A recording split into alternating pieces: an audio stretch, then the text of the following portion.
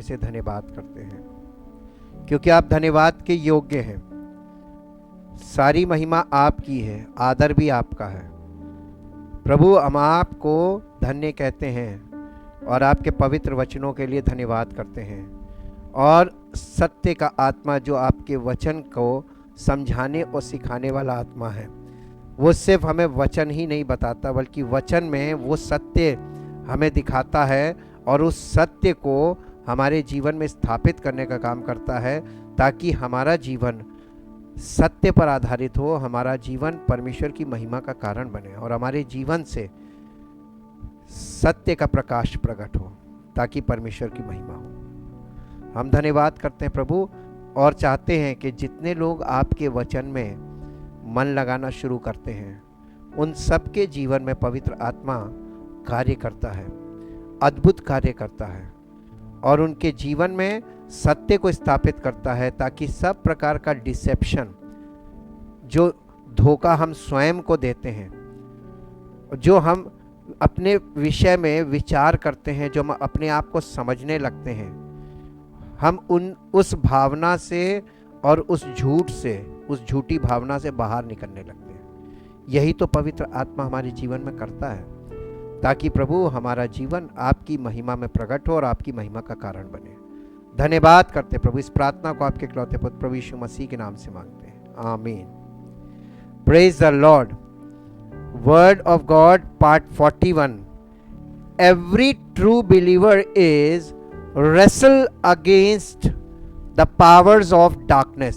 हमने 3 बड़े शत्रु देखे, the world, the flesh and the devil।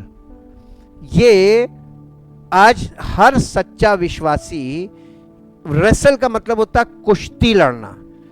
हर व्यक्ति विश्वास की कुश्ती लड़ रहा है against the powers of darkness, यानी अंधकार की शक्तियों से लड़ रहा है ना। लेकिन लड़ किसके साथ रहा है? क्योंकि हमारा शत्रु शारीरिक नहीं है। और अगर कोई व्यक्ति इस भ्रम में है कि हम प्रभु यीशु मसीह पर विश्वास करते हैं और सत्य का आत्मा उसमें नहीं है, अर्थात पवित्र आत्मा, और वो इस कुश्ती में अगर आ गया तो इस कुश्ती में टिक पाएगा।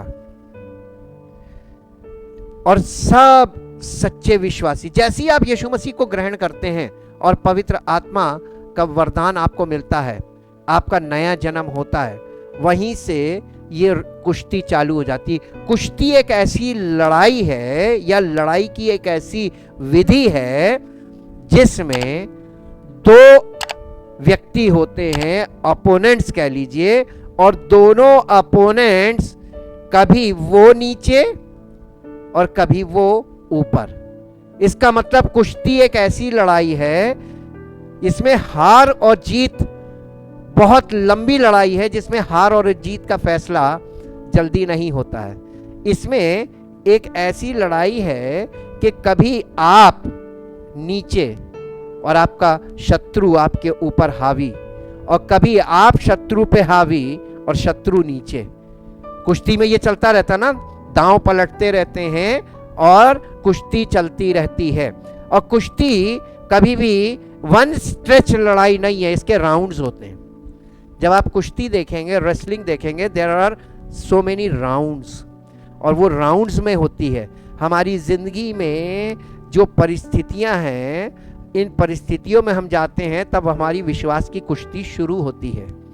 और कभी कभी हम पूरी जयवंत होकर बाहर निकलते हैं, कभी कभी हम हारे हुए आते हैं। लेकिन इसका मतलब ये नहीं कि लड़ाई खत्म हो गई, अगले राउंड में फिर होगी। तो always ready for the wrestle. एक राउंड अगर आप हार गए हैं, दिल छोटा मत कीजिए। अगर आप सच्चे विश्वासी हैं तो दिल छोटा मत कीजिए, क्योंकि आपका शत्रु आज जीता है। आप अपने आप को इतना मजबूत रखिए विश्वास में कि अगले राउंड में आप अपने शत्रु को उस पर हावी हो सके। और हार और जीत का फैसला हमें खुद नहीं करना है, उसके लिए वहां पर रेफरी होता है। जब रेसलिंग होती है तो एक थर्ड पर्सन वहां पर होता है ना। तो आपकी कुश्ती, जो विश्वास की कुश्ती हम लड़ रहे हैं, ये against the powers of darkness है। और ये ऐसी शक्तियां हैं, इन्हें कभी आप अगर मिलिट्री की ट्रेनिंग करें तो आपको ये बताया जाएगा, दुश्मन को कमजोर मत समझाना। और जिसने दुश्मन को कमजोर समझा धोखा खाएगा। कई बार विश्वासी लोग अपने आप में इतना बड़ा धोखा खा के बैठे कि हम तो जीत गए और अभी जिंदगी बाकी है। ये कुश्ती कब तक चलेगी मालूम है? आपकी आखिरी सांस तक, last breath of our life, ये हमारी रेसलिंग चलेगी। इफिसियों की पत्री 6 अध्याय का 12 पद पढ़ दीजिए, हिंदी में फिर इंग्लिश में। क्योंकि हमारा ये मल युद्ध लहू और मांस से नहीं परंतु प्रधानों से और अधिकारियों से और इस संसार के अंधकार के हाकिमों से और उस दुष्टता की आत्मिक सेनाओं से है जो आकाश में है। ओफो, आत्मिक सेनाओं से आपको कुश्ती लड़नी है। कैसे लड़ेंगे? इंग्लिश में पढ़ दो बेटा। For we are not wrestling with flesh and blood, contending only with physical opponents, but against the despotism, against the powers, against the master spirits, who are the world rulers of this present darkness, against the spirit forces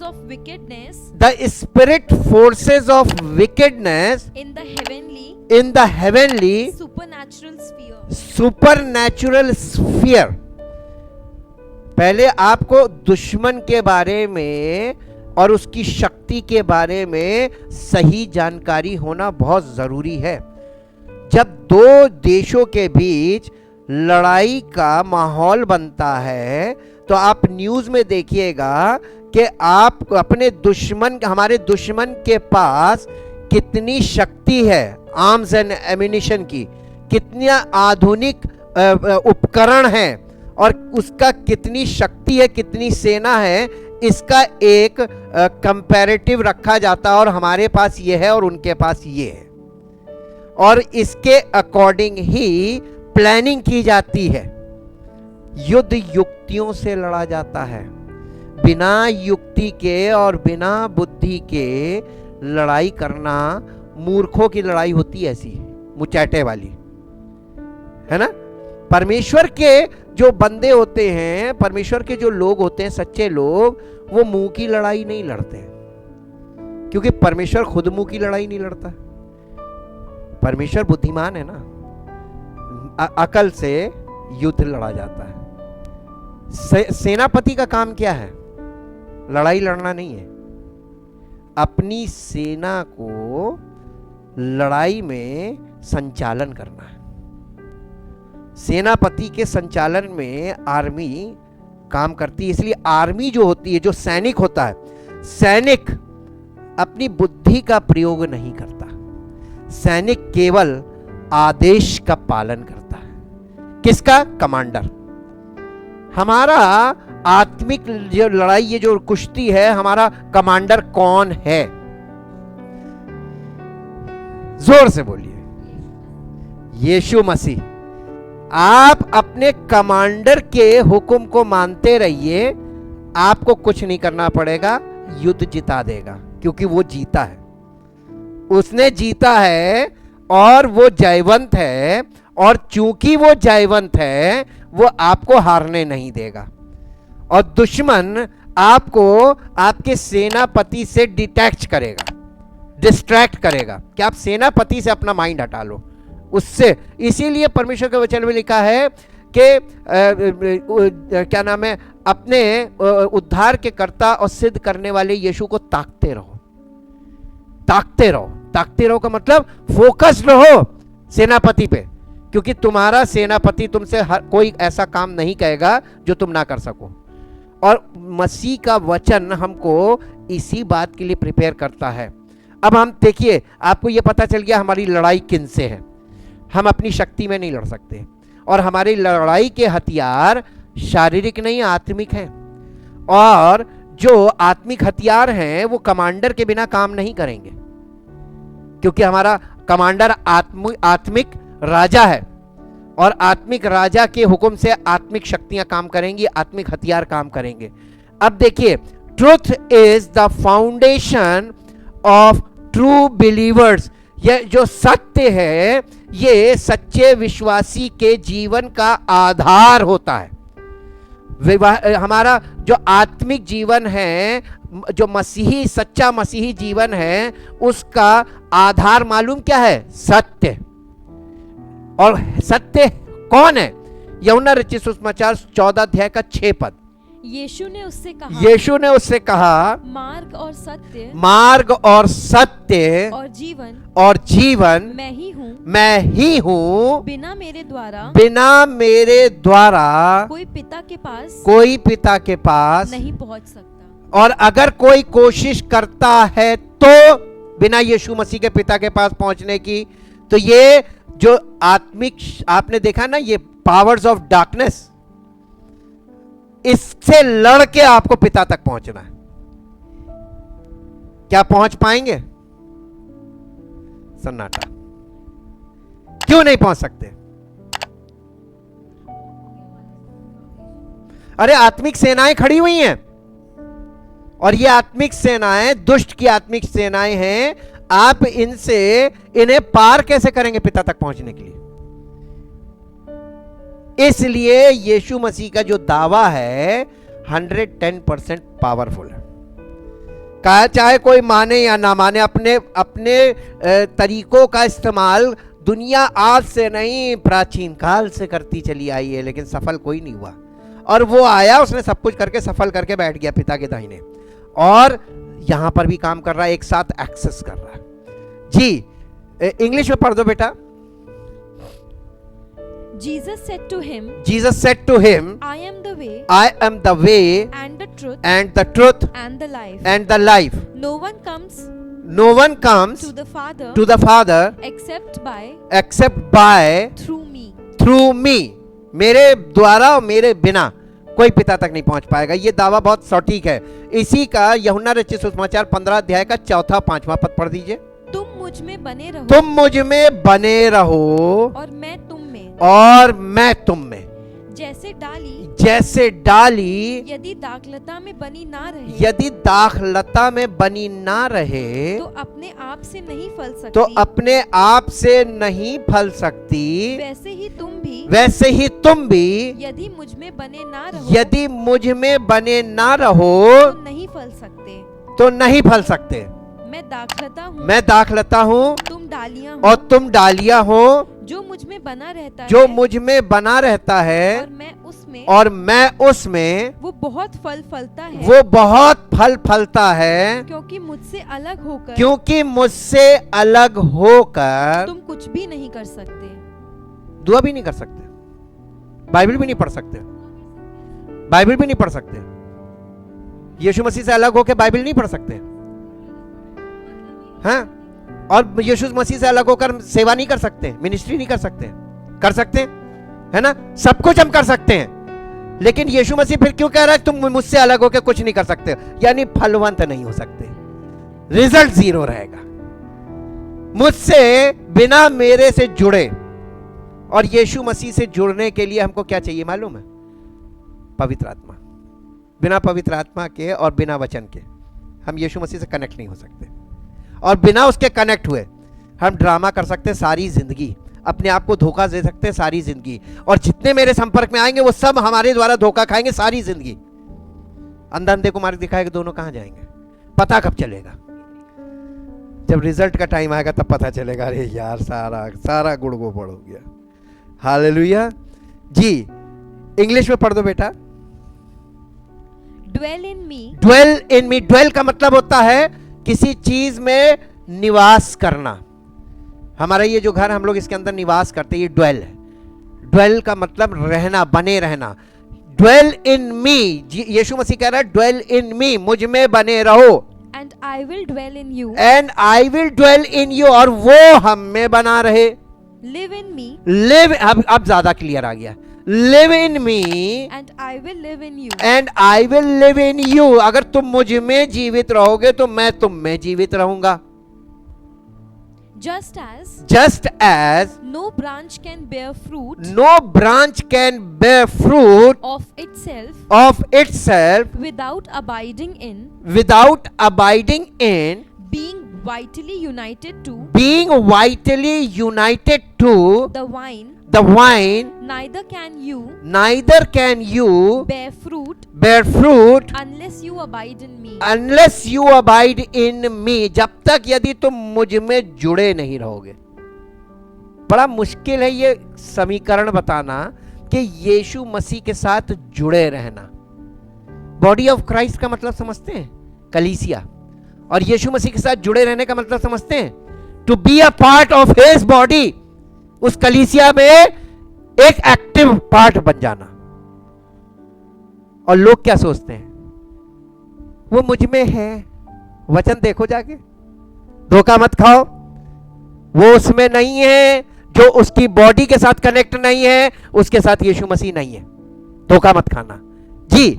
I am the vine, I am the vine, you are the branches. you are the branches, Whoever lives in me whoever lives in me and I in him and I in him bears much fruit. bears much fruit. However, However, apart from me, apart from me, cut off from vital union with me, vital union with me, इसका मतलब मालूम क्या है?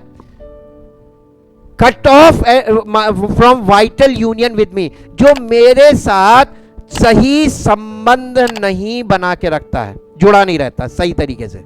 इसका मतलब मालूम है? Not to be a part of his spiritual body means कलीसिया।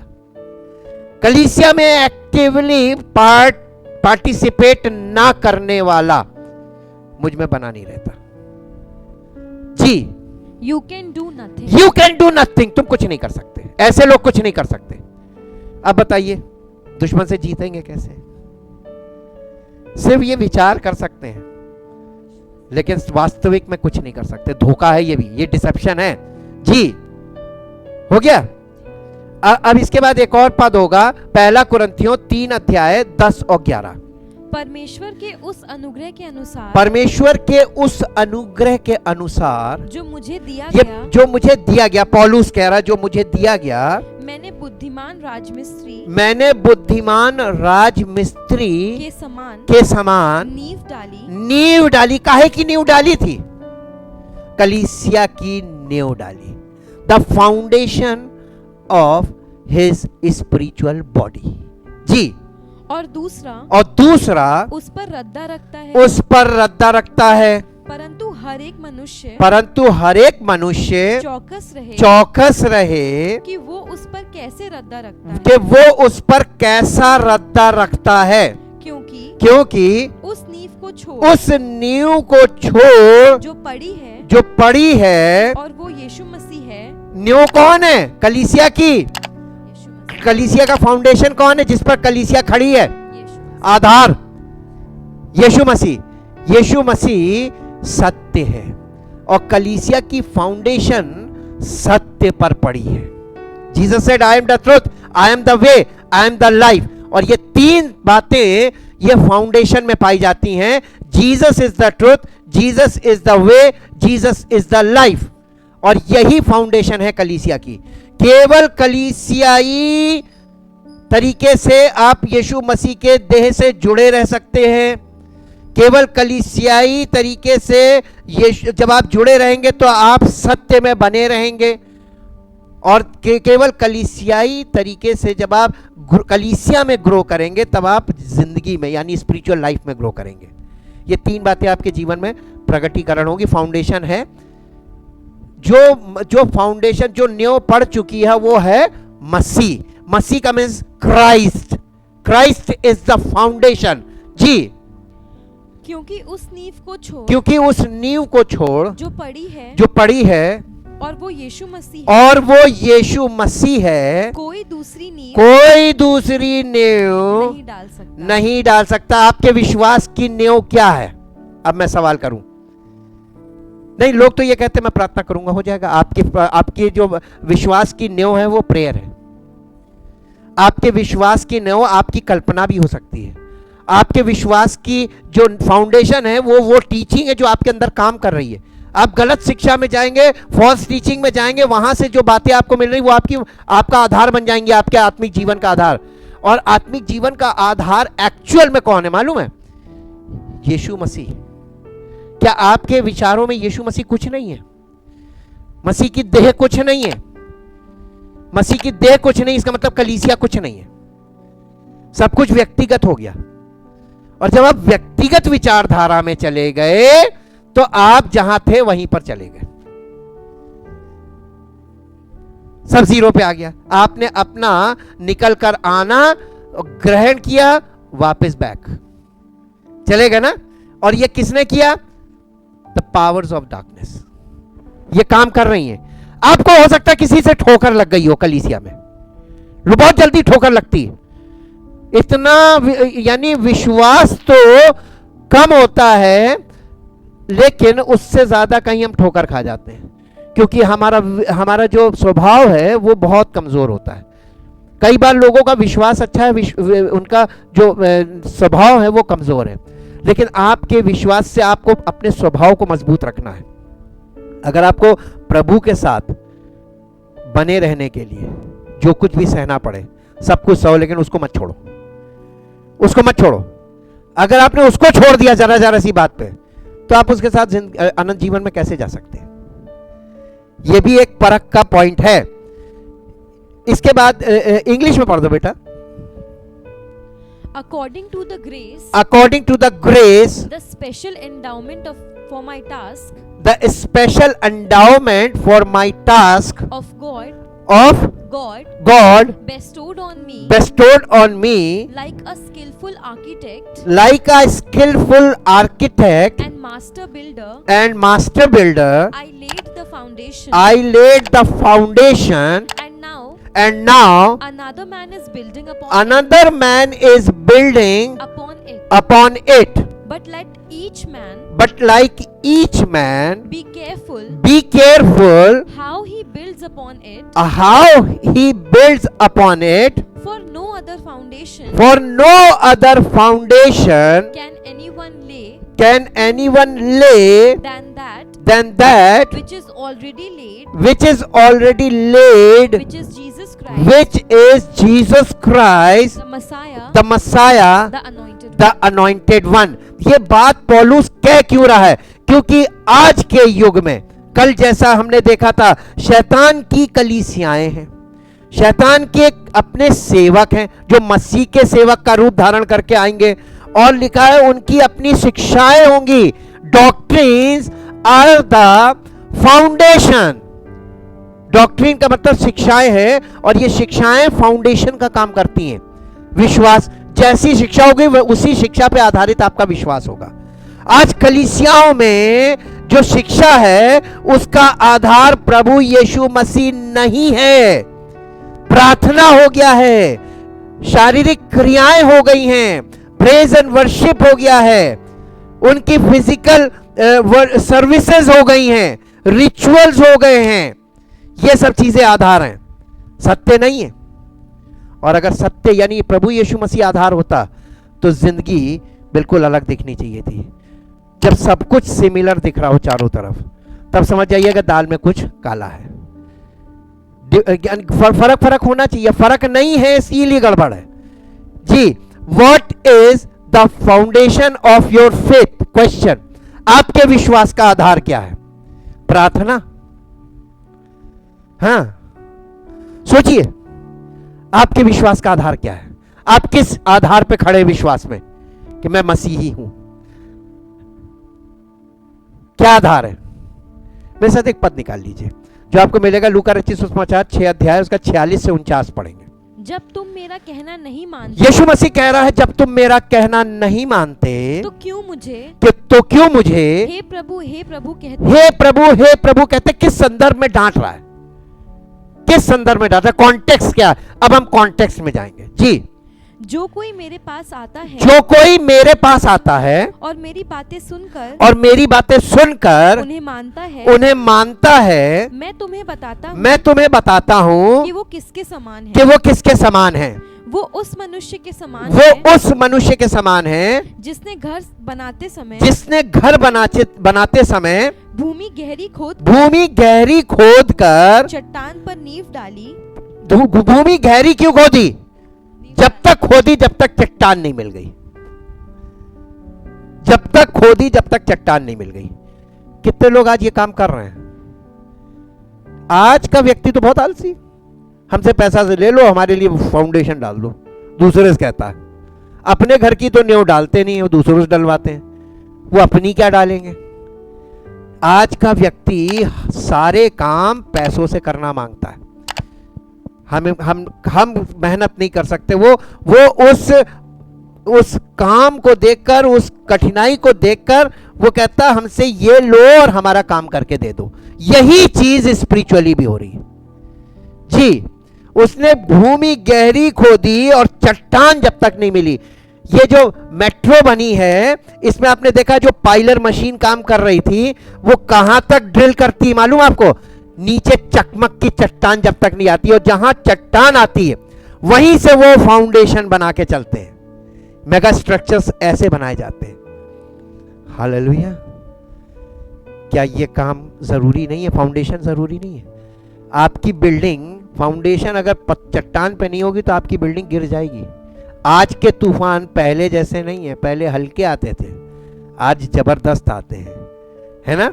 शारीरिक तौर पर भी, प्राकृतिक तौर पर भी, मानसिक तौर पर भी और आर्थिक तौर पर भी भयानक आएंगे और एक बार में सब तहस नहस करके निकल जाएंगे। हालेलुया जी। आगे।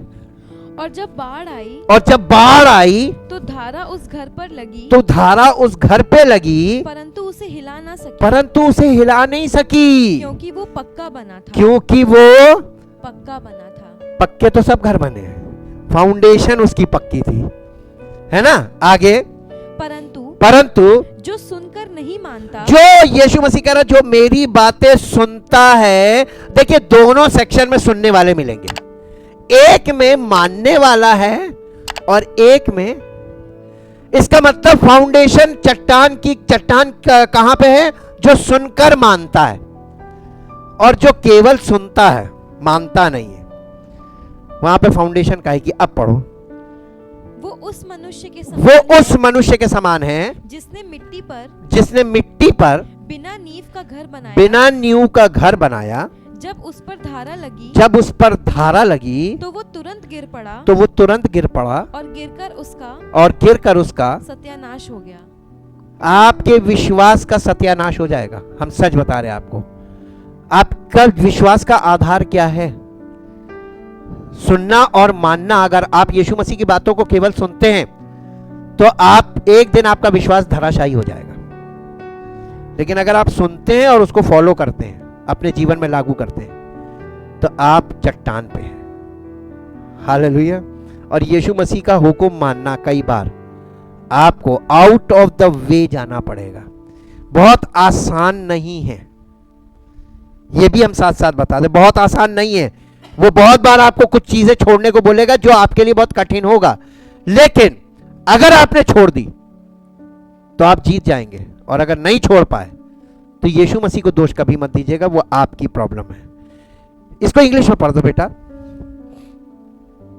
Why do you call me Lord, Lord, and do not practice what I tell you? यीशु मसीह वो जो फाउंडेशन है वो हमसे बात कर रही है।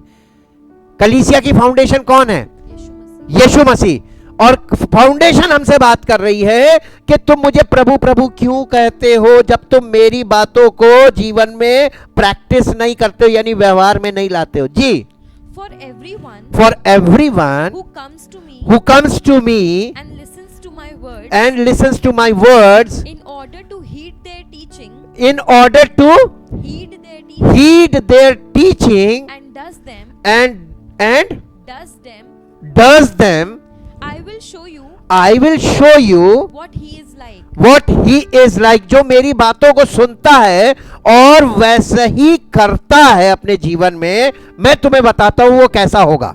He is like a man He is like a man building a house building a house who dug who dug and went down deep and went down deep and laid a foundation and laid a foundation upon the rock. upon the rock, And when a flood arose, and when a flood arose, the torrent broke against the torrent broke against that house and could not shake or move it could not shake or move it because it had been securely built securely built or founded on a rock. and founded on a rock. But he who merely hears who merely hears and does not practice and does not practice doing my words doing my words is like a man is like a man who built a house who built a house on the ground without a foundation against which against which the torrent burst, the torrent burst, and immediately it collapsed and immediately,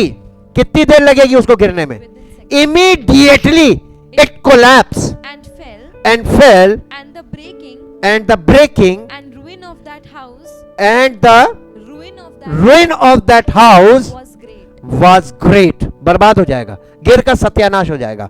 आपका जीवन किस विश्वास पर आधारित है? आपके विश्वास का आधार क्या है? वही आपको बचाएगा. हमारा विश्वास हमें बचाएगा. और हम विश्वास के लिए क्या लड़ेंगे? विश्वास हमको संरक्षण दे रहा है, हम विश्वास को क्या देंगे?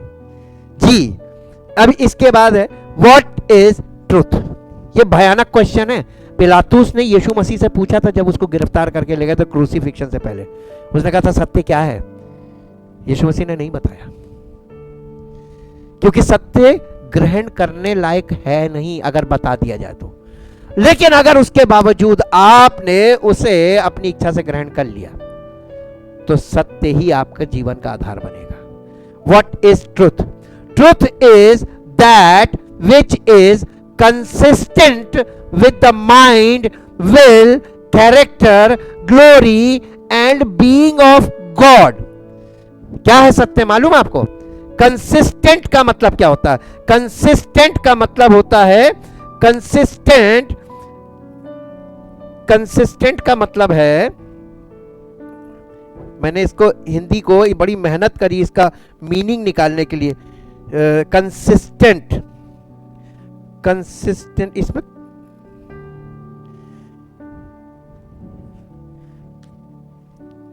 कंसिस्टेंट का मतलब है कि किसी चीज के साथ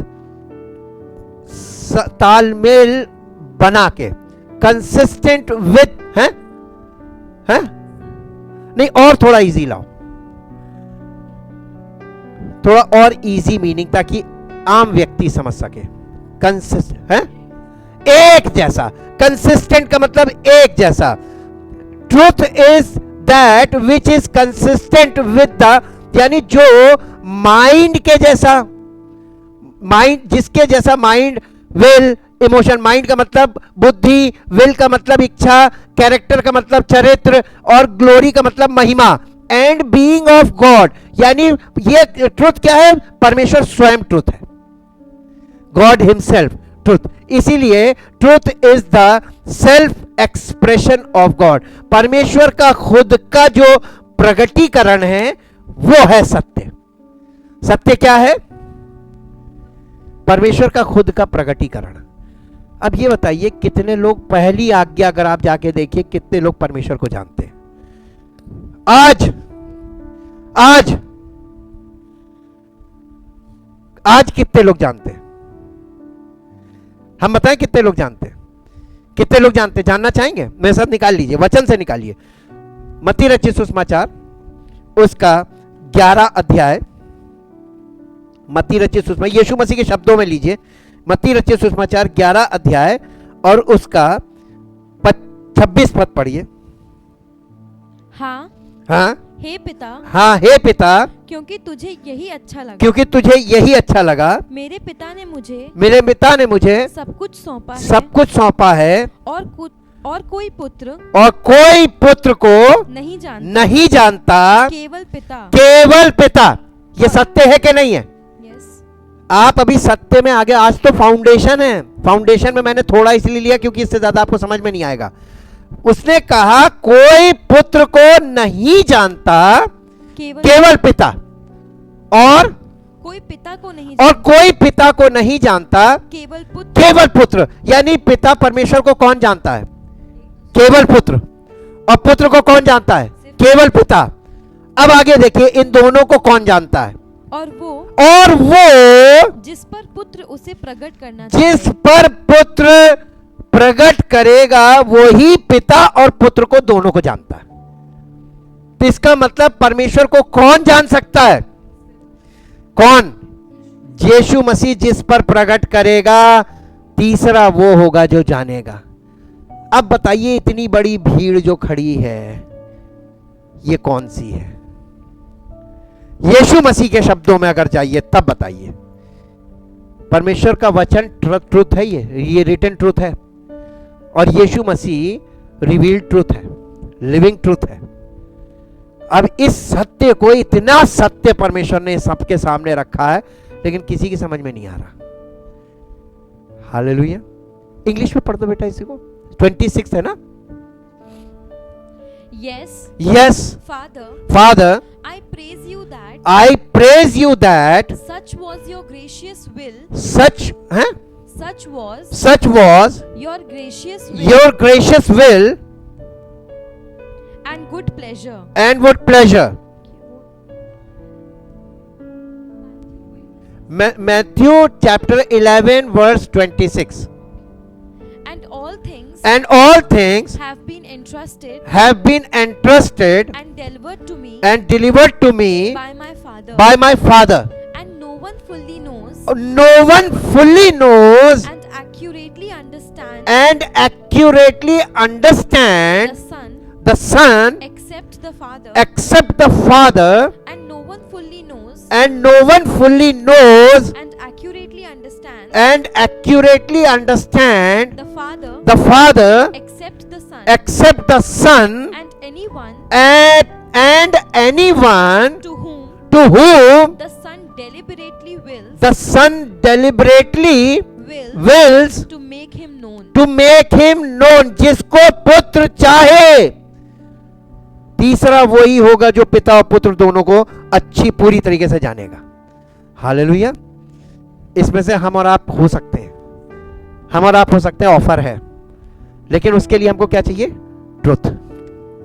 फाउंडेशन होनी चाहिए हमारी लाइफ में। ये दूसरे की कॉपी कर लेना बहुत आसान है, लेकिन ओरिजिनल कॉपी नहीं बन सकते। नकल तो खूब की जा सकती, परंतु बराबरी कभी नहीं। हालेलुया। ये बराबरी करने का जो डिसेप्शन चल रहा है ये बहुत भयानक है जी। अब इसके बाद इस चीज को समझना, यूहन्ना रचित सुसमाचार उसका पहला अध्याय 17 और 18 पद। इसलिए कि व्यवस्था तो मूसा के द्वारा दी गई, परंतु अनुग्रह और सच्चाई यीशु मसीह के द्वारा पहुंची, यीशु मसीह के द्वारा इस संसार में आई। परमेश्वर को किसी ने कभी नहीं देखा। इकलौता पुत्र जो पिता की गोद में है, उसी ने उसे संसार में प्रकट किया। तो परमेश्वर कौन है? परमेश्वर कौन है ना? परमेश्वर कौन है ना? फिर कॉन्टेक्स्ट से बाहर अभी पढ़ा है ना? परमेश्वर को कभी किसी ने नहीं देखा। किसने उसे प्रकट किया? तो परमेश्वर कौन है? वही है परमेश्वर। जिसके द्वारा परमेश्वर प्रकट हुआ वही परमेश्वर है, लेकिन वो परमेश्वर के रूप में प्रकट नहीं हुआ, वो परमेश्वर के पुत्र के रूप में प्रकट हुआ। मालूम क्यों? क्योंकि परमेश्वर का प्रेम और सच्चाई और अनुग्रह लेकर आया था। और जिसने इसे ग्रहण नहीं किया, इसके बाद परमेश्वर का क्रोध, अब परमेश्वर प्रकट होगा, अब परमेश्वर प्रकट होगा, यानी परमेश्वर का क्रोध प्रकट होगा। इसलिए सेकंड कमिंग वो है फुल पावर में आना। अभी तो परमेश्वर का प्रेम प्रकट हुआ था, यीशु मसीह के द्वारा अनुग्रह और सच्चाई दो चीज आई। जी, English. For while the law was given through Moses, grace, unearned, undeserved favor, and spiritual blessings and truth came through Jesus Christ. came through Jesus Christ. No man No man has ever seen God has ever seen God at any time. at any time, यानी उत्पत्ति से लेके और यीशु मसीह तक कभी किसी ने परमेश्वर को नहीं देखा। जी, The only unique Son the only unique Son or the only begotten God, or the only begotten God who is in the bosom, who is in the bosom, in the intimate presence in the intimate bosom का मतलब गोद होता है हिंदी में, इसका मतलब in the intimate presence of the Father, of the Father, He has declared Him, He has declared Him, He has revealed Him, He has revealed Him and brought Him out and brought Him out where He can be seen. where He can be seen. He has interpreted Him. He has interpreted Him. Who has interpreted God? Jesus Christ. Jesus Christ interpreted God. इसलिए Jesus Christ is the truth, कि because God is the truth, truth ने truth को interpret किया। Hallelujah. अब इसके बाद आते हैं, God is the author, source, determiner, governor, arbiter, ultimate standard and final जज ऑफ ऑल ट्रुथ। परमेश्वर मालूम क्या है? गॉड इज द ऑथर, मतलब रचने वाला। परमेश्वर रचने वाला है, परमेश्वर स्रोत है, सोर्स, डिटरमाइनर यानी वो किसी भी चीज को निर्धारित करने वाला है, गवर्नर किसी चीज को संचालित करने वाला है, किसी भी सत्य को, आर्बिटर मतलब मध्यस्थता करने वाला, मीडिएटर, अल्टीमेट स्टैंडर्ड यानी सर्वोत्तम मानक, एंड फाइनल जज और अंतिम न्याय देने वाला, ऑफ ऑल ट्रुथ सारी सच्चाई को अंतिम रूप देने वाला, वो है परमेश्वर। The Old Testament refers to the Almighty as the God of truth. व्यवस्था विवरण की पुस्तक 32 अध्याय 7 पद, यानी पुराना नियम परमेश्वर जो सर्व सामर्थी है, ऑलमाइटी का मतलब सर्व सामर्थी, as the God of truth उसको सत्य का प्रभु कहता है। जी, वो चट्टान है, वो चट्टान है, उसका काम खरा है, उसका काम खरा है, और उसकी सारी गति न्याय की है, वो सच्चा ईश्वर है, वो सच्चा ईश्वर है, उसमें कुटिलता नहीं, वो धर्मी और सीधा है, वो धर्मी और सीधा है। यह है परमेश्वर की परिभाषा पुराने नियम में। इंग्लिश में पढ़ दो बेटा। He is the rock. He is the rock. His work is perfect. His work is perfect. For all his ways. For all his ways. Are law and justice. Are law and justice. A God of faithfulness. A God of faithfulness. Without breach. Without breach. Or deviation. Or deviation. Just. Just. And right. And right. Is he. Is he. इसके बाद है भजन संहिता 31 अध्याय का 5 पद।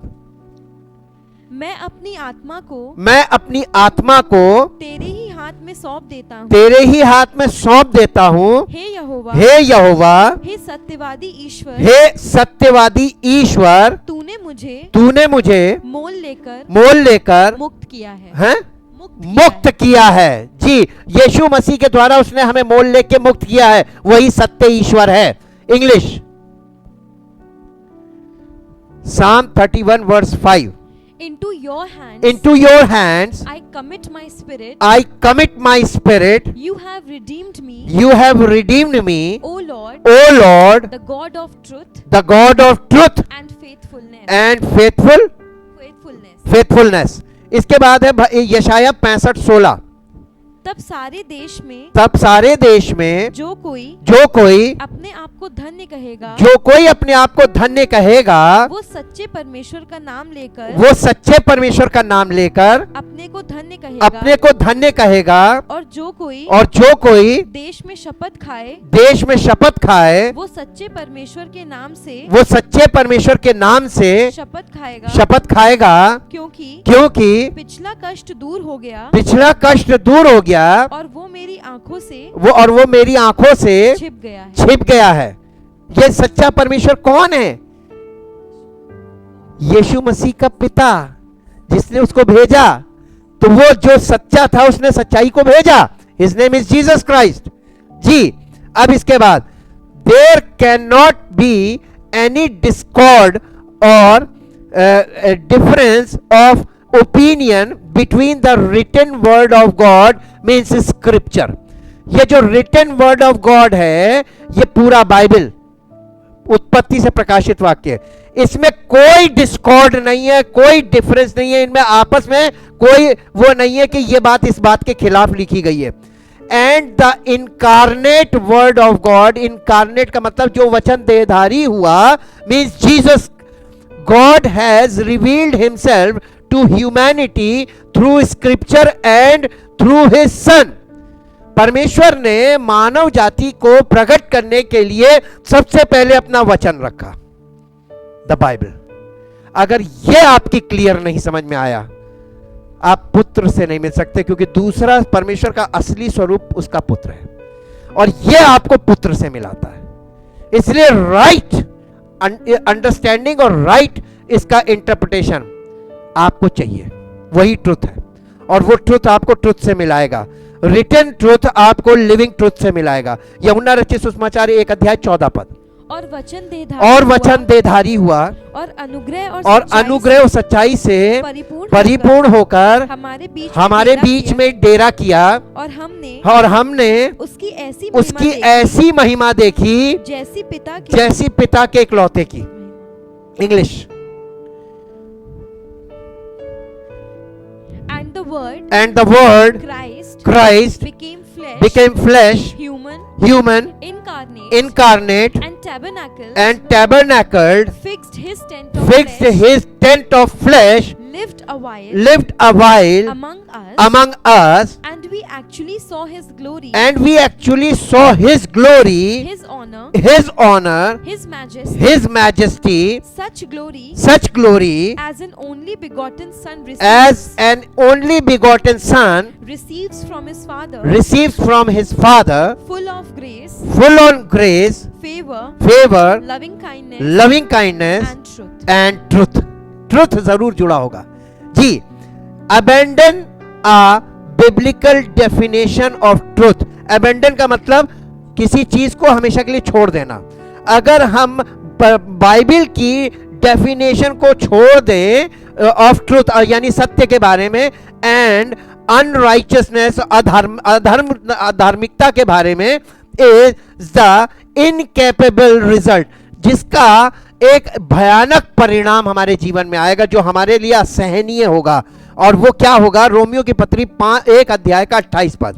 जब उन्होंने परमेश्वर को पहचानना न चाहा, तो परमेश्वर ने भी उन्हें उनके निकम्मे मन पे छोड़ दिया कि वे अनुचित काम करे। जब आप बिब्लिकल डेफिनेशन सत्य की और अधर्म की छोड़ देते, हमेशा के लिए अलग हो जाते उससे, और अपनी सत्य की डेफिनेशन और अपनी धर्म की डेफिनेशन बनाने लगते हैं, तो परमेश्वर ऐसे लोगों को छोड़ देता है ताकि वे अपने मन के अनुसार करें।